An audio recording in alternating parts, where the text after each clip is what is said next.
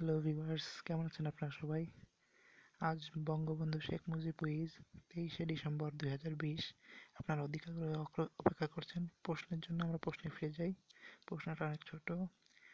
1952 সালের 2 থেকে 12ই অক্টোবর চীনের পেকিং, বর্তমান বেইজিং নগরীতে এশীয় ও প্রশান্ত মহাসাগরীয় অঞ্চলের প্রতিনিধিদের নিয়ে অনুষ্ঠিত হয় শান্তি সম্মেলন। এই সম্মেলনে তুরস্কের বিখ্যাত এক কবির সঙ্গে দেখা হয় শেখ মুজিবুর রহমানের।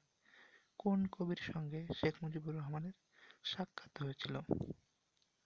এখানে 4টা অপশন দেওয়া আছে: সাদাত হোসেন মান্টো, নাজিম হিকমত, ওরফান পামুক, ইউনুস এমরে। এর 100% সঠিক উত্তরটি আমরা আমাদের ডেসক্রিপশন বক্সে লিখে দিচ্ছি। আমরা আমাদের ডেসক্রিপশন বক্সে উত্তরটি লিখে দিচ্ছি 100% সঠিক উত্তর। আপনারা দয়া করে ডেসক্রিপশন বক্স থেকে উত্তরটি দেখে নিন। ধন্যবাদ।